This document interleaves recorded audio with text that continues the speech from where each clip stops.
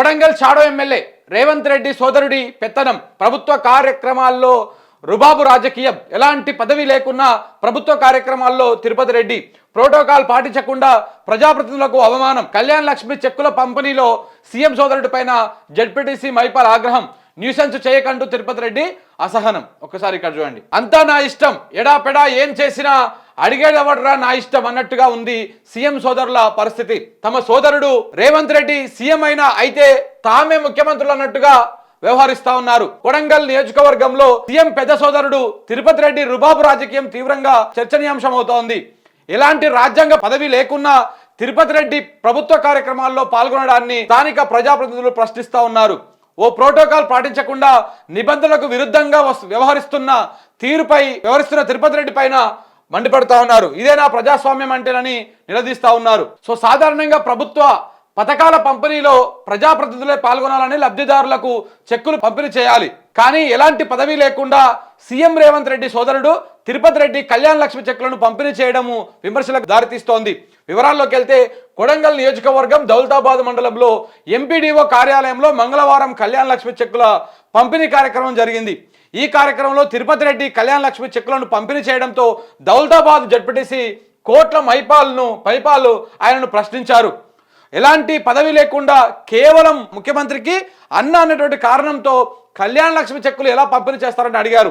Protocol ప్రకారమే చెక్కులను పంపిణీ చేయాలని కోరారు. తాము ఉన్నన్ని రోజులు ప్రోటోకాల్ పాటించాలని అన్నారు. కేసీఆర్ ప్రభుత్వంలో వచ్చిన చెక్కులనే ఇస్తున్నారని, కానీ కాంగ్రెస్ ఇచ్చిన తులం బంగారం ఏదని ప్రశ్నించారు. మైపాల్ ఆగ్రహం వ్యక్తం చేశారు. దీంతో పక్కన ఉన్న జడ్పీటీసీ మైపాల్ను బుజ్జగిస్తూ మీరు పంచండి అని చెప్పే ప్రయత్నం చేశారు. కానీ తిరుపతి రెడ్డి నువ్వేం చేయాలనుకుంటున్నావో నాకు తెలుసు, న్యూసెన్స్ చేయకు అంటూ హెచ్చరించారు. పక్కనే ఉన్న అధికారి నచ్చజెప్పే ప్రయత్నం చేసినప్పటికీ తిరుపతి రెడ్డి పట్టించుకోలేదు. ఆయనే మిగతా చెక్కులను పంపిణీ చేశారు. మిగతా చెక్కులను సైతం ఆయన పంపిణీ చేసిడంట. దీంతో సీఎం సోదరుడి తీరుపైన నియోజకవర్గంలో చర్చ జరుగుతోంది. ఎలాంటి పదవి లేకుండా చెక్కులు పంపిణీలో తిరుపతి రెడ్డి పెత్తనం ఏంటని ప్రజలు ప్రశ్నిస్తూ ఉన్నారు. దీనికి సంబంధించిన వీడియో నెట్టింట వైరల్ అవడంతో నెటిజన్లు సైతం మండిపడతా ఉన్నారు.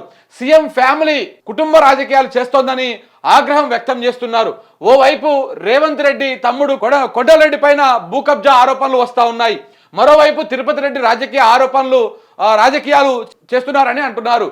గతంలో కేసీఆర్ కుటుంబానికే పదవులు ఇచ్చారని విమర్శలు చేసిన సీఎం రేవంత్ ఇప్పుడు ఏం చెప్తారని ప్రశ్నిస్తా ఉన్నారు. ఒకసారి ఇక్కడ చూడండి మిత్రులారా, గీరని మీరు గుర్తుపెట్టిరా, ఈయన మన తిరుపతి రెడ్డి మన ముఖ్యమంత్రి గారి అన్న అన్నమాట తిరుపతి రెడ్డి. ఇప్పుడు ఈయన కొడంగల్కి షాడో సీఎం అంటామా, షాడో ఎమ్మెల్యే అంటామా, అట్లా బిహేవ్ చేస్తూ ఉన్నాడు. ఆడ రేవంత్ రెడ్డి పోయేది లేదు, ఆడ ఏ కార్యక్రమంలో పాల్గొనేది లేదు. మొత్తము అన్న తిరుపతి రెడ్డే పాల్గొంటాడు. ఇప్పుడు గతంలో కేసీఆర్ సీఎం ఉన్నప్పుడు గెలిచినటువంటి ప్రజల చేత ఎన్నికైనటువంటి ప్రజలు ఓట్లేస్తే గెలిపించినటువంటి కేటీఆర్ని కావచ్చు, కేసీఆర్ని కావచ్చు, కవితను కావచ్చు, లేదనుకుంటే హరీష్ రావుని కావచ్చు, ఇట్లాంటి వాళ్ళందరూ కూడా చేస్తే అది ఫ్యామిలీ రాజకీయాలు అని చెప్పేసి, కుటుంబ రాజకీయాలు అని చెప్పేసి ఈ మేధావులందరూ ఇలా ముఖ్యమంత్రిగా ఉన్నటువంటి రేవంత్ రెడ్డి గారు కావచ్చు వీళ్ళందరూ కూడా మాట్లాడారు. కానీ ఇవాళ ఏం జరుగుతూ ఉందో మీకు వివరించేటువంటి ప్రయత్నం చేస్తాం మిత్రులారా. ఇవాళ రేవంత్ రెడ్డి ఒక్కడు సీఎం. ఆ కుటుంబంలో అనుముల కుటుంబంలో గెలిచింది రేవంత్ రెడ్డి ఒక్కడే. ఆయన ఒక్కనికే ప్రజలు ఓటేసారు, కొడంగల్ ప్రజలు. రేవంత్ రెడ్డి ఒక్కడు కొడంగల్కి ఎమ్మెల్యే అయ్యిండు, ఇక ఆయన సీఎం కూడా అయ్యిండు. ఇప్పుడు రాజకీయం ఎంతమంది చేస్తూ ఉన్నారో చెప్తాను నేను. వాళ్ళ ఇంట్లో ఎంతమంది రాజకీయం చేస్తూ ఉన్నారంటే ఇక చూడండి. ఇటు first Kondal Reddy, second Tirupati Reddy, third Revanth Reddy గారి భార్య, ఇంతమంది రాజకీయం చేస్తూ ఉన్నారు. ఇక వీళ్ళతో పాటు ఎడిషనల్ ఇంకా కొన్ని ఉన్నాయి. ఇప్పుడు రేవంత్ రెడ్డి కూతురు ఉందా, రేవంత్ రెడ్డి కూతురు వాళ్ళ హస్బెండ్, వాళ్ళ మామ సంబంధించినటువంటి ఫ్యామిలీ కూడా జోరుగా పైరవీలు రాజకీయాలు అద్భుతంగా చేస్తూ ఉన్నారు. ఆ ప్రాంతంలో వాళ్ళ ప్రాబల్యం గట్టిగానే ఉన్నది, అంటే ఇన్ఫ్లుయెన్స్ అనమాట. సో ఈ విధంగా చేస్తూ ఉన్నారు. ఇప్పుడు రేవంత్ రెడ్డికి ఒక్కరికి ఓట్లేసి కొడంగల్ ప్రజలు గెలిపించారు. రేవంత్ రెడ్డి ఒక్కరిని గెలిపించినందుకు తమ్ముడు కొండలరెడ్డి రాజకీయం చేస్తాడు. ఈయనకి ఒక ఎస్కాట్ పెడతారు పోలీసులు ఆయనకి ఎస్కాట్ పెట్టి ఆయనను ఎక్కడ పోయినా సకల మర్యాదలుగా, ఒక మంత్రి వస్తుంటే ఎంత ఎస్కాట్ పెట్టి పోలీసులు ఏ విధంగా అయితే సెల్యూట్లు కొట్టి, ఏ విధంగా అయితే రాచ మర్యాదలు చేసి రెడ్ కార్పెట్లు వరుస్తారో ఆ విధంగా ఈ కొండలరెడ్డి గారు ఎక్కడ పోయినా కానీ ఆ విధమైనటువంటి రాచ మర్యాదలు ఆ విధమైనటువంటి తకర్యాలు చేస్తూ ఉన్నారన్నమాట. పోలీసులు కావచ్చు, అధికారులు కావచ్చు, ప్రజాప్రతినిధులు కావచ్చు, సెకండ్ గ్రేడ్ లీడర్లు కావచ్చు, అందరూ కూడా ఈయనకు సలాములు కొట్టాల్సిందే. ఈయన ఏమన్నా మీకు గిట్కేషన్ ఏమంటే సార్ట్అవుట్ చేసేది కూడా ఈయననే. అన్న ఒక్కడు సీఎం అయినందుకు ఈయన తమ్ముడు కొండలరెడ్డి కూడా రాజకీయం చేస్తూ ఉన్నాడు. షాడో సీఎం లెక్క బిహేవ్ చేస్తూ ఉంటాడు. మీకు ఏ దందాలు కావాలన్నా, ఏదైనా సెటిల్మెంట్లు కావాలన్నా కానీ ఇక్కడ నుంచి క్లియర్ అయిపోతుంది అన్నమాట, అలా ఎలాంటి ప్రాబ్లం లేకుండా. ఇది తిరుపతి రెడ్డికి, ఇది కొండలరెడ్డికి సంబంధించినటువంటి వ్యవహారం. ఇక తిరుపతి రెడ్డి ఈయన ప్రస్తుతానికి గెలిపించేదేమో రేవంత్ రెడ్డిని, కానీ కొడంగల్కి మొత్తం ఈయననే ఎమ్మెల్యే. కొడంగల్కి మొత్తము ఈయననే ఎమ్మెల్యే, షాడో ఎమ్మెల్యే అనమాట. మా సంతకం కూడా ఈయన పెడుతున్నాడో ఏమో తెలియదు. ఇంకా ఎమ్మెల్యే పెట్టాల్సినటువంటి సంతకం ఏదైతే ఉంటుందో గిట్లా ఈ ఎమ్మెల్యే సంతకం కూడా ఈయననే పెడుతున్నాడో ఏమో మాకు తెలియదు. ఎమ్మెల్యే సంతకం ఈయననే పెడుతున్నాడో, ఎమ్మెల్యే లెక్క ఈయననే కూర్చుంటున్నాడు. మరి పబ్లిక్ మీటింగ్లు కావచ్చు, ఇట్లా ప్రభుత్వ కార్యక్రమాల్లో, అధికారిక కార్యక్రమాల్లో అయితే ఈయనే పోయి కూర్చుంటున్నాడు. కానీ మరి సంతకాలు కూడా ఆయన పెట్టి ఆయన ఇస్తా ఉన్నాడు అనేది తెలియదు ఇక. సో ఈ విధంగా వ్యవహారం నడుస్తూ ఉంది, ఈ విధంగా జరుగుతూ ఉంది కొడంగల్లో. ఇక రేవంత్ రెడ్డి గారి భార్య, నేను మన గతంలోనే చెప్పిన ఈ కార్పొరేషన్ చైర్మన్ ఉన్నాయి చూస్తావా, ఈ కార్పొరేషన్ చైర్మన్ల విషయంలో మొత్తం కీరోలంతా మేడం గారిదే, మొత్తం కీరోలంతా మేడం గారిదే. మేడం గారిని మనము మచ్చక చేసుకుంటే, మేడం గారికి చెప్పినట్టు చేసిన పనులు చేసి పెడితే ఎవరికైనా సరే కార్పొరేషన్ పదవులు ఇట్టునే వచ్చేస్తున్నాయంట. అదే కాంగ్రెస్ వర్గాల్లో నడుస్తున్నటువంటి చర్చ ఇది. ఒక్క రేవంత్ రెడ్డిని గెలిపిస్తే గింతమంది అధికారం చలాయిస్తూ ఉన్నారు, ఇంతమంది చేస్తూ ఉన్నారు. ఇది కుటుంబ పాలన కాదు. మన వాళ్ళకి ఎవరికి కూడా ఇది కుటుంబ పాలన కనపడదు. అసలు ఇది కుటుంబ పాలన కానే కాదు. ప్రజాపాలన, ఇందిరమ్మ రాజ్యం. ప్రజాపాలన, ఇందిరమ్మ రాజ్యం. సిగ్గుండాలి ఇంకా కాంగ్రెస్ వాళ్ళు ఇంకా కుటుంబ పాలనని మాట్లాడుతందుకు సిగ్గుండాలి. ఎంతమంది లేరు ఇలా. జానారెడ్డి కొడుకులు ఇద్దరు, ఓడేమో ఎంపీ, ఇంకోడేమో ఎమ్మెల్యే. ఇప్పుడు ఇక ఇక్కడ చూస్తారు నువ్వు కుటుంబాన్ని ఈ విధంగా. ఇక V6 బ్యాచ్ ఒకటి ఉంది కదా, అలా నాయన ఎమ్మెల్యే, అలా పెదనాయన ఎమ్మెల్యే, ఇప్పుడు ఆ పిల్లగాడు ఎంపీ, మొత్తం ఫ్యామిలీ ప్యాక్. ఇట్లా ఎప్పుడు పోతామంటే 10 మంది వెళ్తారు, 10 కుటుంబాలు వెళ్తాయి. ఫ్యామిలీ రాజకీయాల గురించి, ఫ్యామిలీ పాలిటిక్స్ గురించి చెప్తే ఒక 10 కుటుంబాలు వెళ్తాయి. ఈ విధంగా ఉందన్నమాట పరిస్థితి అక్కడ. సో ఇట్లా ఉంటా కానీ ఇది మాత్రం కుటుంబ రాజకీయం కాదు, ఇది మాత్రము కుటుంబ రాజకీయాలు కావు. దీన్ని అసలు ఎవరు కూడా ఎక్కడ కూడా అనరు. ఇట్లా ఉంటుంది అన్నమాట కథ. ఇక అయితే ఇదే విషయంలో ఒకసారి మాట్లాడదాం. ఇదే జెడ్పీటీసీ మనకు ఫోన్లో కూడా నిన్న ఫోన్ చేసిండు, ఒకసారి మాట్లాడదాం. ఏం జరిగింది ఒకసారి అన్న దగ్గర కనుక్కునేటువంటి ప్రయత్నం చేద్దాం. హలో అన్నా, గుడ్ మార్నింగ్ బ్రదర్, నేను లైవ్లో ఉన్నా. ఏమైంది నిన్న ఈ కొడంగల్లో ఏదో ఇష్యూ అయిందంట, తిరుపతి రెడ్డి గారికి మీకు వాగ్వాదం జరిగిందంట, ఏం జరిగింది? ఏమైందంటే కొడంగల్లో కళ్యాణ చెక్, మన దౌలతాబాద్ మండల్లో ఎంపీడీ ఆఫీస్ లో కళ్యాణ లక్ష్మి చెక్కుల పంపిణీ ప్రోగ్రామ్ ఉంది. ఓకే. ఈ చెక్కుల పంపిణీ ప్రోగ్రామ్ లో అతని ప్రోటోకాల్ ప్రకారం అది ఎంపీటీ, జెడ్పీటీసీ. ఇప్పుడు నువ్వు ఏ మండలానికి జెడ్పీటీసీ? నేను దౌలతాబాద్కి. అంటే నీ మండలంలోనే జరుగుతుంది అన్నమాట? నా మండలమే, నా మండలమే ప్రోగ్రామ్ జరుగుతుంది. ఓకే.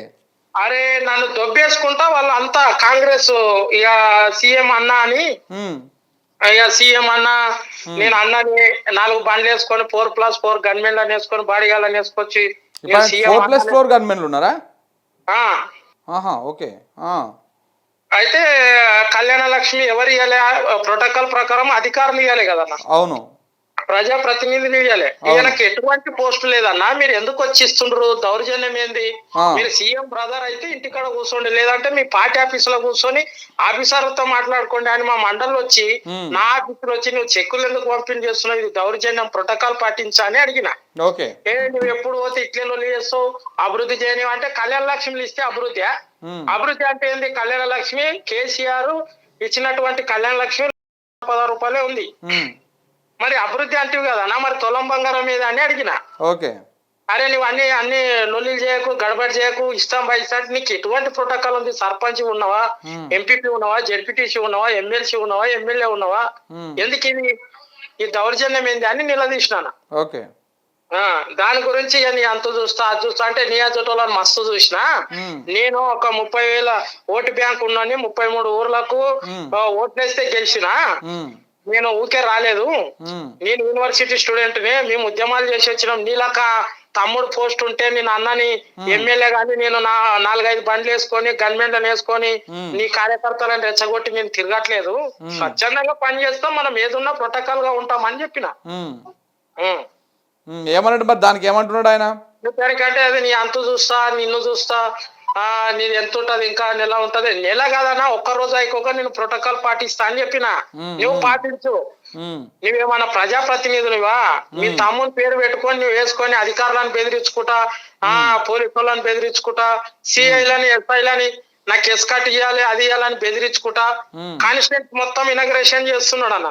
అంటే ఇప్పుడు ఎమ్మెల్యే మీ ఎమ్మెల్యే రేవంత్ రెడ్డి వాస్తవానికి కొడంగల్కి. మరి ఇప్పటిదాకా కొడంగల్ ఏ శంకుస్థాపన కార్యక్రమాలకు కానీ దేనికి కూడా ఎమ్మెల్యే రావట్లేదు, అన్ని ఈయననే చేస్తున్నాడా? అన్ని ఏననే బీటీ రోడ్లు గాని లేకుంటే ఆ బీటీ రోడ్లకి ఏది భూమి పూజనా? లోకల్లో వాళ్ళ కాంగ్రెస్ పార్టీ ఉన్న ప్రజాప్రతినిధులు ఉంటారు కదా, మొన్న పార్టీ మారిన వాళ్ళు, మన పార్టీకి వెళ్ళి టీఆర్ఎస్ పార్టీకి వెళ్ళి మారిన వాళ్ళు కొంతమంది ఉన్నారు. వాళ్ళని పెట్టుకొని మద్దూరు మండల్ కావచ్చు, కోసిగి మండల్ కావచ్చు, నిన్న ఇనాగరేషన్స్ ఒకటి చెక్ డ్యామ్ గిట ఈయననే ఇనాగరేషన్ చేస్తుండ్రు. మొత్తం కాన్స్టిట్యున్సీ గిట కాడా అని ఒక ఆఫీసర్ ను పెట్టిరు. ఆ వెంకటరెడ్డి సార్ను పెట్టుకొని ఆయనని గిట్ట ఇంటికి నెట్టేసి ఆయనను భయభ్రాంతులను చేస్తూ ఇప్పుడు ఎమ్మెల్యే ప్లేస్ లో ఆయనని పెట్టిరు కాడని ఎక్కడ పాల్గొంటలేడు. ఈయన ఎంట పెట్టుకొని కార్లో ఈయన ఎంట పెట్టుకొని వాళ్ళ కార్యకర్తలను తీసుకొని ఏదైనా కార్యక్రమాలు అధికారికంగా ఉంటే ఈయననే తిరుపతి రెడ్డి గారే ఇనాగ్రేషన్ చేస్తున్నాడు. భూమి పూజలు గాని లేకుంటే అవి జేసీపీలు తీసుకుపోయి. ఓన్లీ మైపాలన్న ఒక విషయం చెప్పండి నాకు, అంటే ఓన్లీ కార్యక్రమాల్లో అటెండెన్స్ అంటే అక్కడ పార్టిసిపేట్ చేయడమేనా, లేకపోతే ఈ ఎమ్మెల్యే దగ్గర సంతకాలు ఏమైనా పెట్టేది ఉంటాయి కదా ఎమ్మెల్యే హోదాలో, ఆ ఎమ్మెల్యే సంతకాలు కూడా ఈయననే పెడుతున్నాడు వాళ్ళ అన్నయ్య వాళ్ళ తమ్మునివి? ఈ కాడ వెంకటరెడ్డి సార్తో పెట్టిస్తున్నాడు, కొన్ని దొంగ సంతకాలు గిట్ట ఈయన గిట్ట పెట్టిస్తున్నాడు. ఇట్లా నడుస్తుంది అనమాట మొత్తానికి ముఖ్యమంత్రి గారిని. కోడంగల్ మొత్తము ముఖ్యమంత్రిది ఎక్కడుంది మన ఈయనది అరాచకాలు ఎక్కున్నాయి. తిరుపతి రెడ్డి గారిది వాళ్ళ కార్యకర్తలతో నాకు ఫోన్లు చేసి బెదిరించిస్తున్నారు. నేను ఈ బెదిరింపులకు వాళ్ళని కొంతమంది ఓల కార్యకర్తలు ఏమంటారు అంటే అది తప్పే తమ్మి, అట్లా అనొద్దు కదా, మన మండలి డెవలప్ చేసుకోవాలంటే ఏమన్నా ఫండ్స్ తీసుకొస్తే మేము సహకరిస్తాం. మేము ప్రతిపక్షంగా మేము ఉండం కాబట్టి మేము సహకరిస్తాం. దాన్ని మేము ఏం తీసుకురాక ముందే మా కేసీఆర్ ఇచ్చినటువంటి 1,116 రూపాయలే చెక్కులు ఇచ్చిండు. దాని తొల బంగారం ఏదంటే అరే నువ్వు ఇట్లా అడుగుతావు ఏంది అని ఆయననే బెదిరిస్తున్నాడు మళ్ళా return. Right thank you brother, thank you. Okay right. So ఇట్లా ఉన్నది అంటే ఆడ గెలిచినటువంటి ప్రజాప్రతినిధులు, వాడు గెలిచినటువంటి వాళ్ళు ఎవరు కూడా లెక్కలేదు. ఆయన ముఖ్యమంత్రి కాదు, ఆయన ఎమ్మెల్యే కాదు, ఆయన ఏది కాదు. అసలు ఆ కొడంగల్ ప్రజలు ఆయన కనీసము ఓటు కూడా ఒక వార్డు మెంబర్ కూడా గెలిపేలే ఎవరు తిరుపతి రెడ్డిని. కానీ రాజకీయం అంతా ఆయన నడిపిస్తూ ఉన్నాడు. అన్న తమ్ముడేమో మొత్తము హైదరాబాద్లో ఉండి అది చేస్తూ ఉంటే అన్ననేమో ఆడ కూర్చొని కొడంగల్కి ఎమ్మెల్యే లెక్క బిహేవ్ చేస్తూ ఉన్నాడు. మరి ఇదేంటిది? ఇది కుటుంబ రాజకీయం కాదా? ఇది కుటుంబ పాలన కాదా? ఇలా మాట్లాడుతున్న వాళ్ళు, ప్రశ్నిస్తున్న వాళ్ళు, ఈ మేధావులను చెప్పుకున్నటువంటి మోతవారులందరూ ఎక్కడ పోయారు? ఇలా ఏడ ఉన్నారు? మాట్లాడాలి కదా దీని గురించి, మాట్లాడరు.